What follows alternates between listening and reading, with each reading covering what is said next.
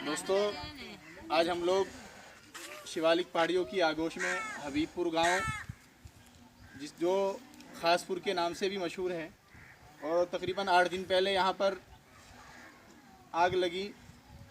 और क्योंकि ये घाट क्षेत्र है, आप सभी जानते हैं कि घाट क्षेत्र में ये एक ऐसा क्षेत्र है कि साल दर साल आप सालों से सुनते आ रहे हैं कि यहाँ पर एक मरतबा आग ज़रूर लगती है साल में, और ये हादसात होते रहते हैं। बहुत सी मरतबा इन हादसों में इंसान की जान माल सब चीज़ों का नुकसान हुआ है। लेकिन आज लॉकडाउन के इस वक्त में अभी 10 दिन पहले यहाँ पर आग लगी और तकरीबन 40-41 घर के करीब यहाँ पर जल गए, और जिनमें कुछ घर ऐसे हैं कि उनके खाने पीने का सब राशन सब कुछ जल गया। आज हम ऐसे ही एक घर में खड़े हैं। ये अनाज है। हिंदुस्तान को अन्नदाता और किसान को अन्नदाता कहा जाता है। ये अनाज की हालत यहाँ पर आप देख सकते हैं, क्या हालत जलकर हुई है।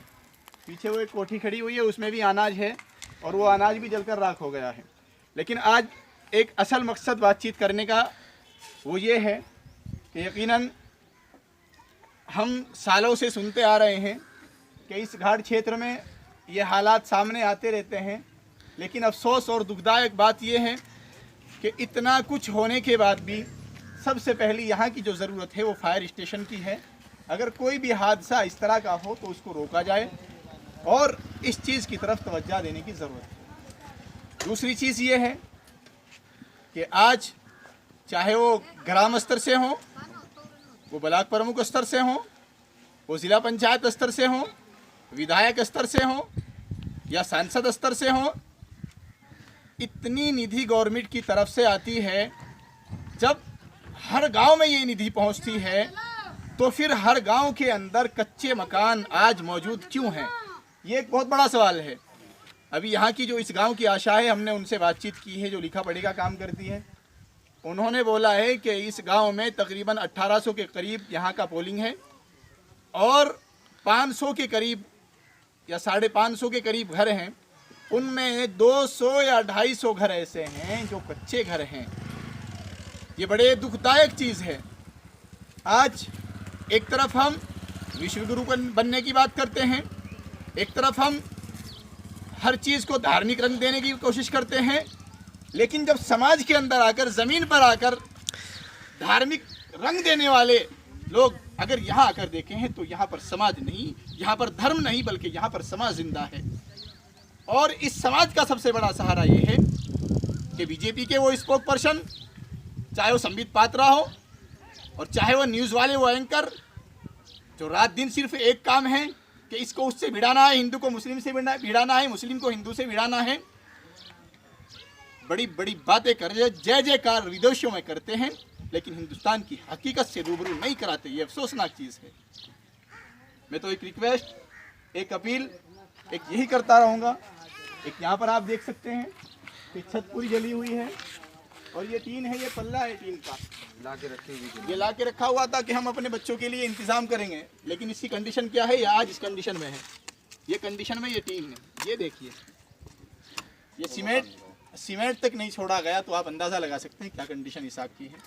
सबसे पहले तो ये है कि अब तक सरकार की तरफ से इन लोगों के लिए जिनके घर चल चुके, ना कोई रहने का इंतज़ाम है, ना कोई सहायता मिलने का काम हुआ है। यकीनन सामाजिक संगठन के लोग आ रहे हैं और आकर इनकी समाज सेवा करने का और जो भी जिससे हो सकता है वो करने का काम कर रहे हैं। लेकिन गवर्नमेंट की तरफ से सिर्फ आश्वासन है कि हो जाएगा, और ये होने में 70 साल तक यहाँ पर 250 घर कच्चे, इस गांव में 250 घर।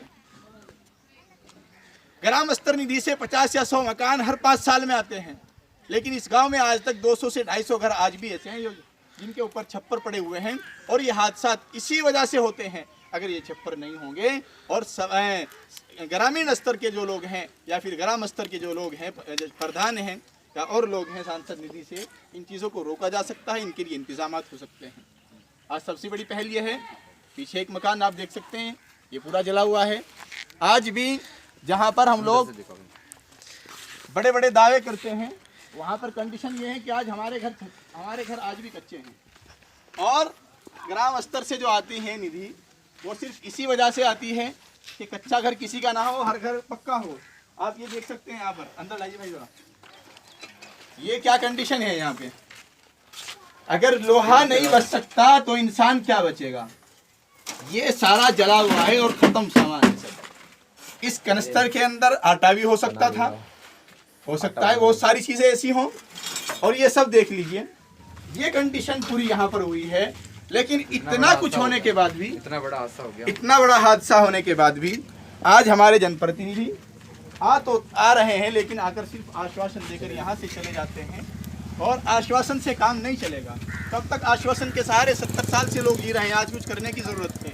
एक यही अपील और रिक्वेस्ट है कि चाहे ग्राम स्तर से ग्राम प्रधान हो, जिला पंचायत स्तर से जिला पंचायत मेंबर हो, या फिर ब्लॉक स्तर से ब्लॉक प्रमुख साहब हों, विधायक साहब हों, सांसद साहब हों, तमाम के तमाम से एक अपील, एक रिक्वेस्ट, एक दरख्वास्त है कि यकीनन इस दर्द को जाने और इस बुरे वक्त में इन लोगों की आकर हेल्प करने का। और इनके पूरे गांव के अंदर अगर 250 घर कच्चे घर हैं तो इन घरों को पक्का बनने का काम होना चाहिए। और जो इनका नुकसान जानी माली या पशु चारा जो भी हुआ है उसकी भरपाई होनी चाहिए। एक अलग से इनके लिए एक पैकेज, एक अनाउंस होना चाहिए कि इन लोगों की 5 लाख रुपए या 10 लाख रुपए से हर घर की गवर्नमेंट मदद करने का काम करेंगे। यकीनन एक इंसान अगर 1 साल के लिए भी अपने ज़मीन तैयार करके अनाज किसान उगाता है और वो अनाज पूरा जल जाता है तो ये बड़ी दुखदायक चीज़ है। क्या इनकी कंडीशन होगी, इन लोगों की डिप्रेशन हालत क्या होगी। क्या भाई कितना नुकसान हुआ है आपका? क्या नाम है आपका? फारूक नाम है आपका। तो ये पूरा जल गया है, आपका कुछ बचा है? कुछ नहीं बचा जी, यहाँ से कुछ नहीं बचा है। 2 बाण थी और भूखी।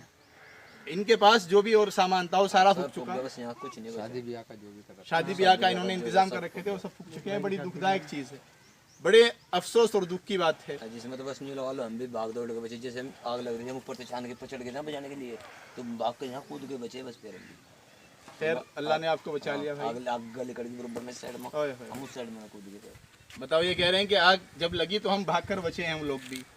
तो यकीनन अगर मैं तो कहूँगा, शायद किसी को बुरा लगे या ना लगे, मुझे इससे कोई लेना देना नहीं है और सच्चाई हमेशा कह देनी चाहिए। इस गांव में कच्चे घर हैं क्यों? अब जब हर गांव में निधि आती है और करोड़ों रुपए निधि आती है तो ग्राम स्तर से घर बनते क्यों नहीं हैं?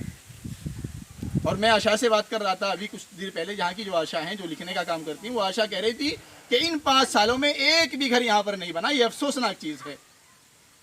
बड़े बड़े सपने ना दिखाकर ज़मीन पर आकर काम करने का काम हो जाए तो यकीनन ये लोग खुशी के साथ अपनी ज़िंदगियाँ गुजारेंगे और इन हालात से बचने का काम होगा और बहुत सारा जानी माली नुकसान जो होता रहता है उससे बचने का काम होगा। बहुत बहुत शुक्रिया दोस्तों। और मैं एक अपील लास्ट में यही है कि सामाजिक संगठन के लोग जिस तरीके से इस पूरे गांव की हेल्प की है, आगे भी इसी तरीके से हेल्प करते रहे और गांव में आते रहे और यहाँ पर आकर इन लोगों की समाज सेवा करते रहे, इन लोगों के दुख दर्द को जानते रहे। बहुत बहुत शुक्रिया। जज़ाकल्लाह।